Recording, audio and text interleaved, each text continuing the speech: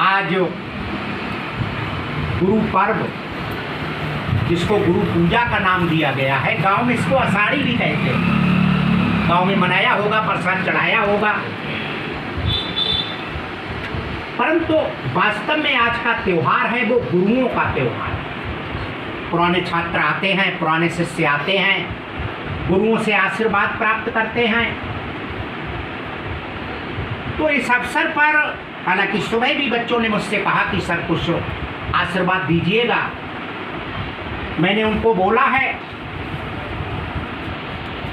तो बहुत विस्तार में न बता के गुरु पर्व पर मैं चरित्र के बारे में अपने शिष्यों को बताना चाहता हूं।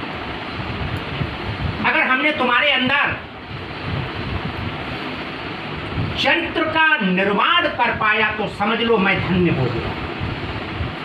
कोई भी देश, कोई भी राज्य, कोई भी जनपद, कोई भी तहसील, कोई भी ब्लॉक, कोई भी गांव, कोई भी मोहल्ला और कोई भी घर तब तक तरक्की नहीं कर सकता जब तक उस घर के, उस परिवार के बच्चे, उस परिवार के लोग चरित्रवान ना।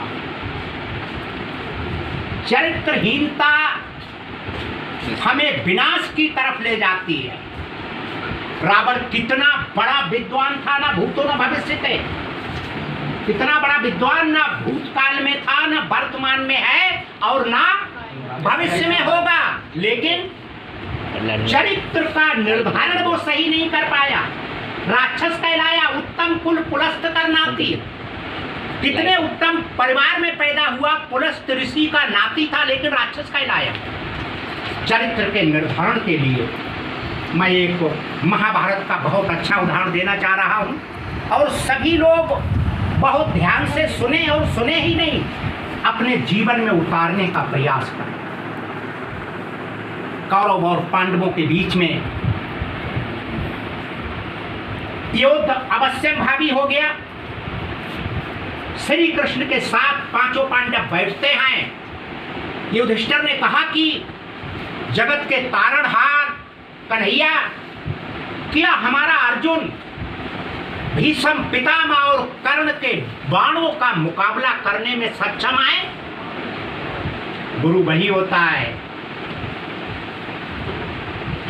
सही से जवाब दो।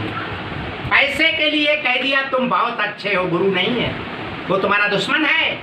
सच्चाई का बखान कृष्ण ने किया है। युधिष्ठिर कर्ण जैसा योद्धा भारत तो छोड़ दो, विश्व में अभी कोई नहीं। और भीष्म पितामह को तो वरदान मिला हुआ है, जब तक हाथ में हथियार थामे हुए हैं भीष्म पितामह को कोई भी पराजित नहीं कर सकता। तो कहा कि फिर कन्हैया जी तो बताओ, विजय श्री कैसे हासिल होगी? कृष्ण का तरीका है, विद्यार्थी बनके देवलोक जाए। कौन? अर्जुन, और वहां से दिव्यास्त्र की शिक्षा लेके आए।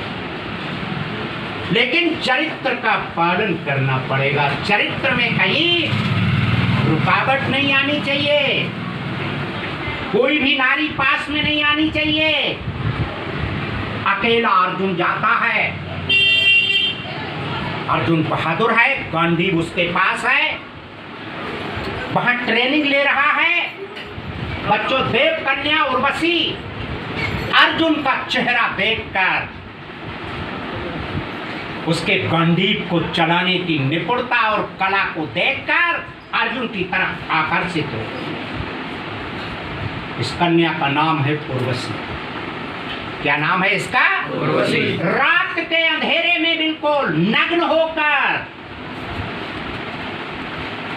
आधी रात को अर्जुन की कुटिया पर आती है। जरा कल्पना करो, 16 वर्षीय बाला, वो भी उर्वशी जैसी ब्यूटीफुल हसीन नारी, नग्न होकर, और आधी रात को भारतीय छात्र के पास आती है। मैं तुम्हें तुम्हारा अतीत बता रहा हूं, इससे शिक्षा लो।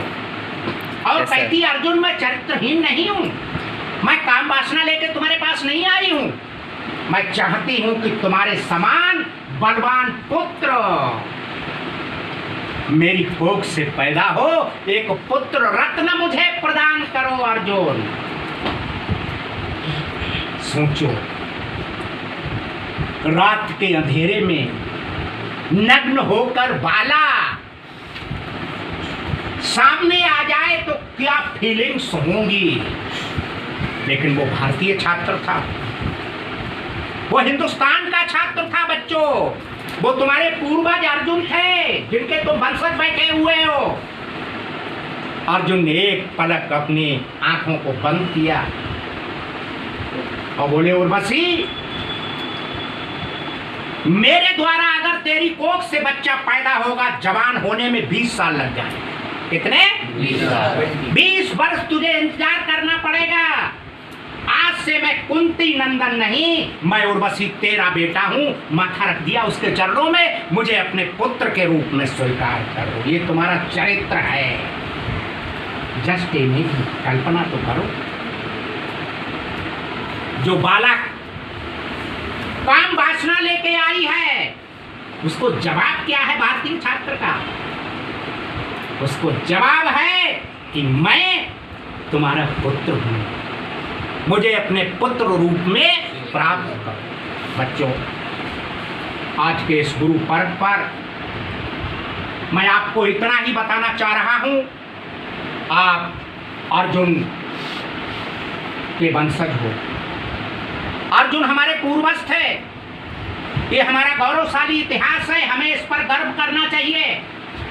और गर्व ही केवल नहीं करना चाहिए, इसको हमें अपने जीवन में उतारना भी चाहिए। मैं समझ लूंगा हमारा एजुकेशन धन्य हो गया। इन्हीं शब्दों के साथ मैं एक बार पुनः इस गुरु पर्व पर आप लोगों को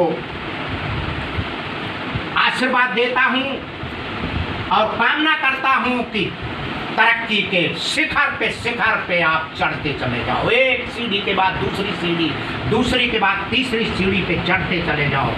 फरीदपुर का नाम रोशन करो। इन्हीं शब्दों के साथ जय हिंद, जय भारत।